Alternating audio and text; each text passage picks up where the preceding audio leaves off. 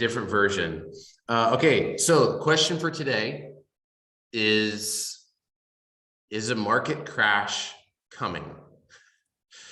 I think the number of questions or comments that I'm hearing about this is going up by quite a bit.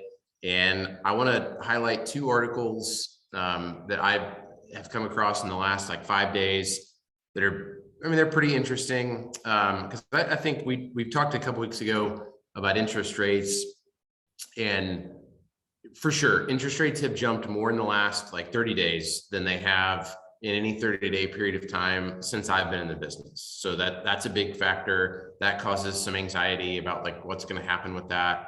And that has a negative impact on affordability, meaning most buyers are financing. And if they're financing and rates went from the high 2s to 5%, that has a big impact on what they can afford to buy. So clearly rising interest rates has this big impact on the marketplace, and you guys are getting asked this. You know, Cameron, you and I talked last week. A buyer of Cameron's was saying, hey, we're going to sit on the sidelines and wait until this whole thing comes crashing down, and then we'll buy. Very frequent that we're hearing that. Okay, so I'm going to share my screen and start with this article from Zero Hedge. Y'all can see that. I'm just going to read bits and pieces of this article and highlight a few of the images. So it starts out, over the last several weeks, readers have become aware of an emerging housing affordability crisis as U.S. mortgage rates continued their near vertical ascent. So the 30-year fixed mortgage rate has jumped 177 basis points this year, reaching the highest that's been since the first quarter of 2010. So highest rates we've had in 12 years. This little graph here gives you a good illustration of how mortgage rates don't typically go up or down really fast. They tend to see moderate jumps or declines. But here, since the beginning of 2022, obviously that is a really fast increase. So that we're now just over 5%.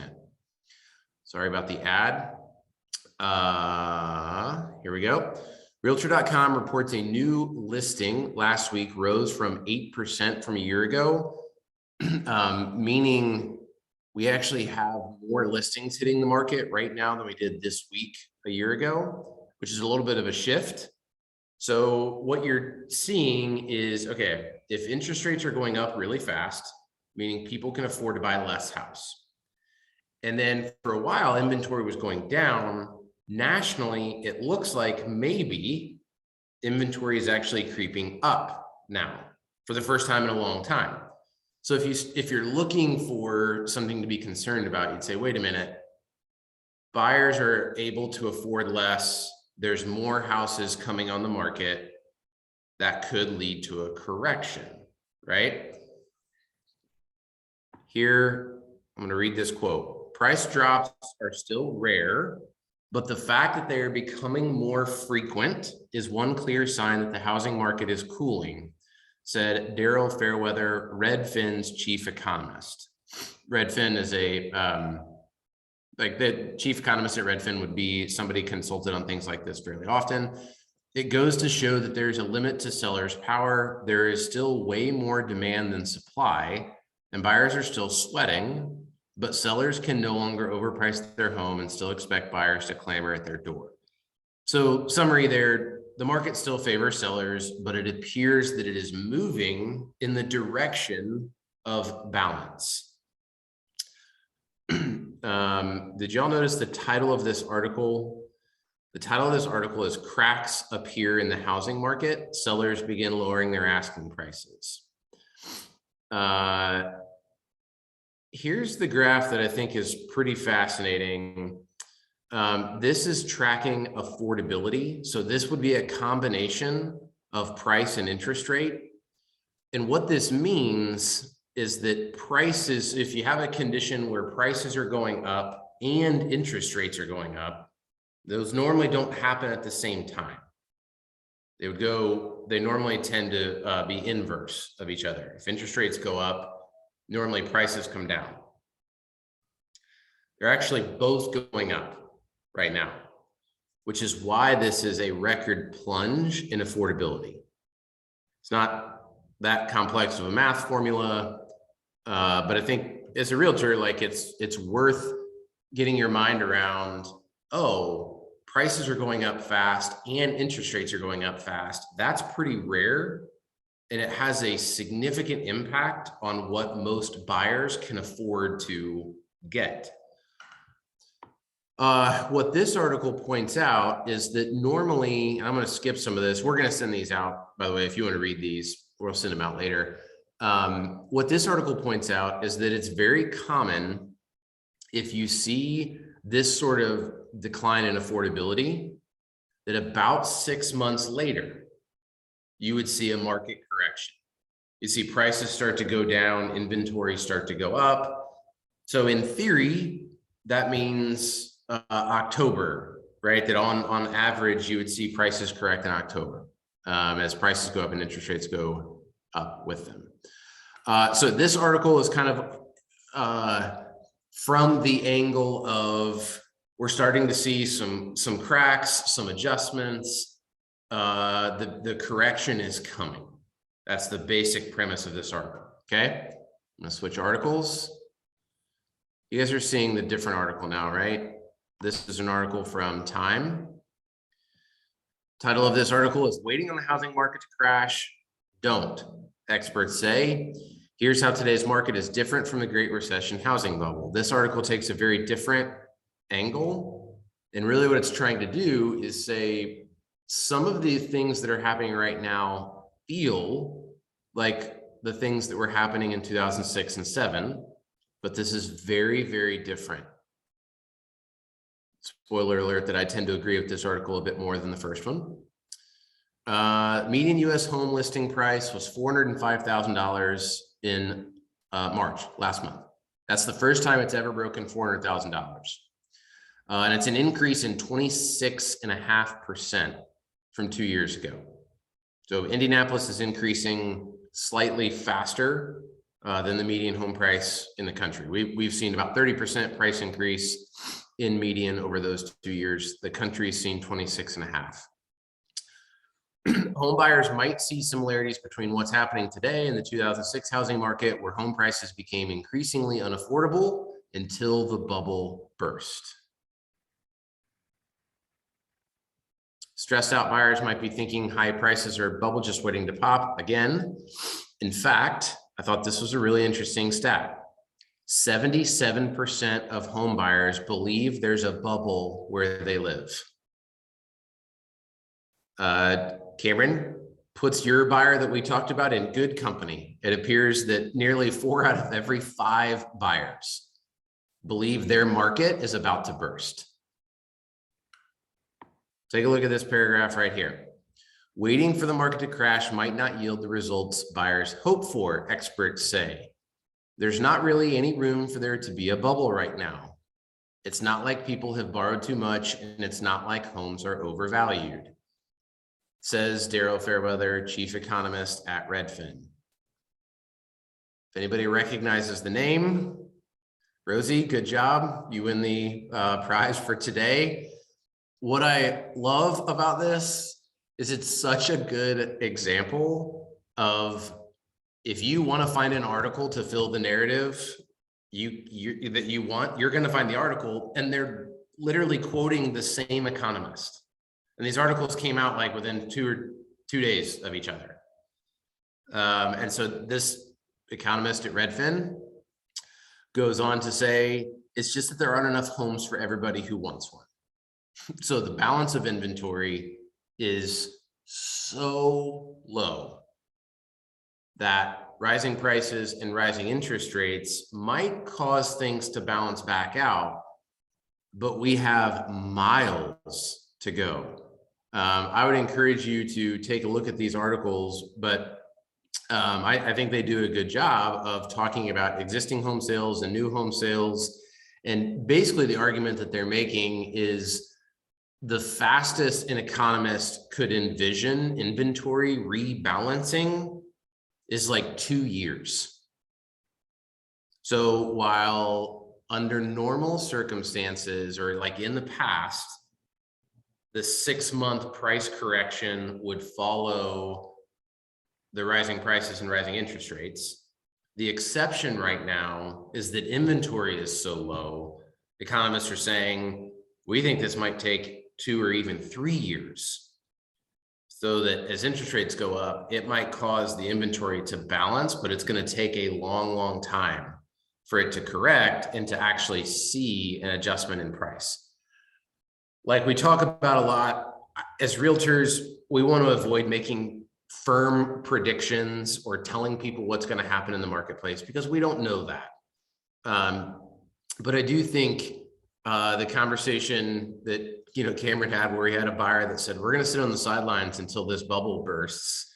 I think it's on us to do the best we can to educate ourselves about these things and to provide this sort of information to our buyers. And I think these articles, you don't have to send the article and say, see, I told you I was right, because we don't know that. But I think sending the article and just saying something like, hey, I thought you might find this interesting. This lines up with what we're seeing in inventory in Indianapolis. I'm going to stop sharing my screen. Somebody posted a question there. Okay, Rosie, fire away. Yeah. Okay. So this might be a stupid question, but I guess I don't really understand, like, why is inventory low right now? Like, do we just have all of a sudden a ton of new buyers? Like, yeah, can you just talk about why is the inventory low? I think there's a couple of reasons. So it's some combination of these things. Number one, our population is growing. So there's just more people. They need more places to live. Number two, interest rates being so low, like getting into the 2s, brought new demand into the marketplace. So you have more people, and then a higher percentage of those people are interested in buying a house because the money's so cheap. Number three, the federal government essentially printed over $1 trillion in the last 2 years. So they have, through PPP, rent assistance, any number of programs, they've flooded the country with cash. More people, cheaper debt, more cash on hand.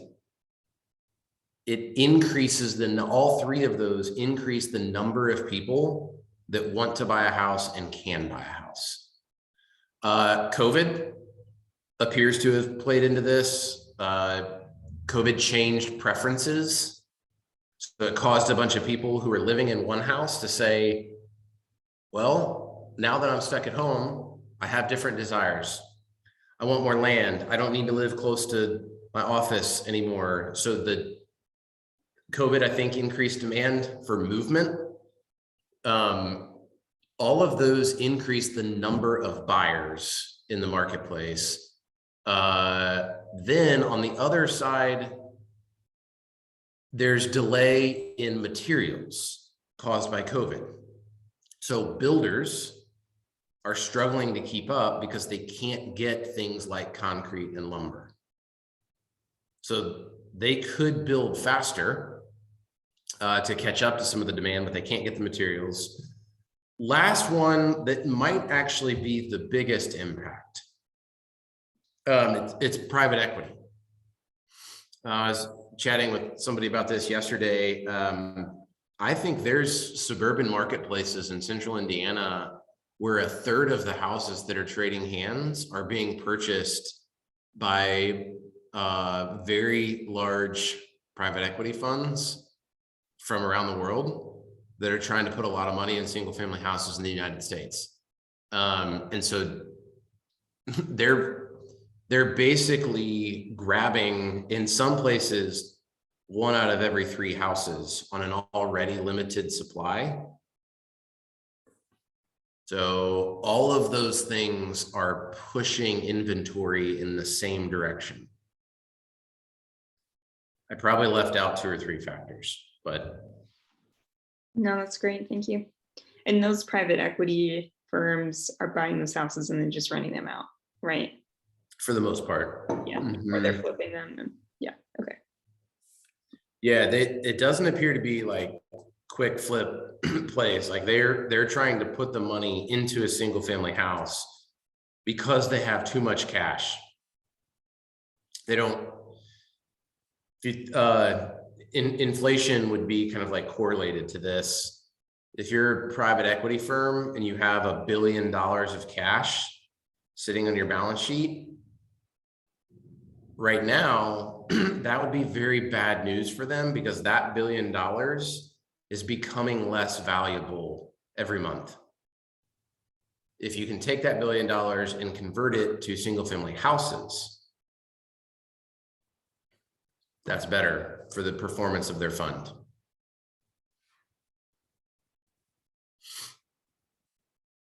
I know it's really numbers heavy and nerdy economist stuff, but I think in marketplaces like this, this is where realtors really do provide a service to their clients, particularly their buyers, by being educated about this. And yeah, Cameron, like you and I talked about, guys, the goal here is not to talk a buyer into buying. We never talk people into doing things. It's help them get the right frame of reference, like open their eyes to the widest number of things, help them understand that, number one, this is verifiably very different than 2006. That doesn't mean we don't have a price correction coming. We don't know that, but this is not the same thing. And then I think number two, providing expert opinion, like the Time article that would say, hey, if you choose to wait on a price drop, if you choose to wait on like a crash or a bubble burst, that is your prerogative. But what Cam and I were talking about is, I think, help buyers understand that there is risk to that too. The risk to waiting is, crap, 12 months from now, prices were higher than they are now, and I just got priced out again. So if you understand there's risk to whatever strategy you're taking as a buyer, then I think you're probably in the right headspace. And I really appreciated, Cameron gave me a call on Thursday or Friday. I'll just reiterate, anytime you've got a buyer, you're kind of scratching your head on like, boy, I have a feeling this person should be buying right now, and they're sitting on the sideline because they think the market's about to crash. What do I say to them? Always feel free to give me or Rex a call. Happy to talk you through that. To try to find that balance of like, you can't tell them what to do, you can't make firm predictions, but you should be able to be helpful. Guys, I would even say, like, I feel like this video, passing it on to clients, might be helpful, and you can totally do that if you wish. Sorry, Mark. It's better because I'm the one promoting it, not you. Calm down. It's fine. It's fine. Just delete this part. Okay, it's 9:22. That's 20 minutes. We're going to call it. Thanks y'all for joining, and always feel free to reach out if we can help in these sorts of conversations with your clients. Have a great Wednesday.